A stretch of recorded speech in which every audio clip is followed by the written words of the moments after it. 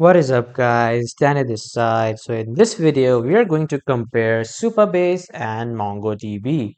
So first off, let's get started with what are Supabase and MongoDB.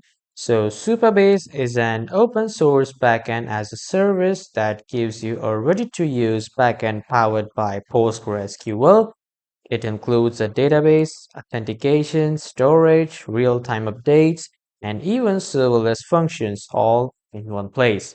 Whereas MongoDB is a powerful NoSQL document database, it's known for flexibility and scalability, especially for unstructured or semi-structured data. You can use it with a backend framework or services like MongoDB Atlas for cloud hosting. So now let's talk about some core differences between MongoDB and Supabase. So Supabase uses PostgreSQL or relational database. This means you define tables, relationships, and use SQL for queries. It's great for apps that need structured data and strict rules like e-commerce, CRMs, or dashboards, whereas MongoDB uses a document model. Data is stored in flexible JSON-like documents, and there is no schema, so it's easier to get started. Perfect for projects where data structure might change often, like social media feeds or product catalogs. So it's basically SQL, which is structured, you uses Supabase, and MongoDB uses NoSQL, which is a bit more flexible. Now let's talk about some features and use cases. So features of Supabase are it uses SQL databases, it stores file via real time, and edge functions.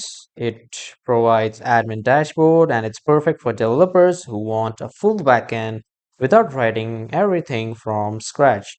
Whereas the features of MongoDB are it provides NoSQL document database, MongoDB Atlas for cloud hosting, it provides high scalability, fixed and flexible schema, and built-in replication and sharding.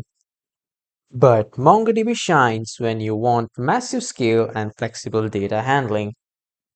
So now let's discuss which one should you use and based on use case scenarios. So you choose Supabase if you want an all-in-one backend with SQL, your app needs strict data structure, you are building admin tools, analytics dashboards, or internal apps. But you choose MongoDB if you want flexibility and scalability, your app has unstructured or fast-changing data, you already have your own backend setup like Node.js or Express.js. It's not that one is better, they solve different problems. So, which one are you choosing? Drop your thoughts below in the comments. Don't forget to like, subscribe, and then hit the bell for more developer tips. See you in the next one, guys. Thank you for watching.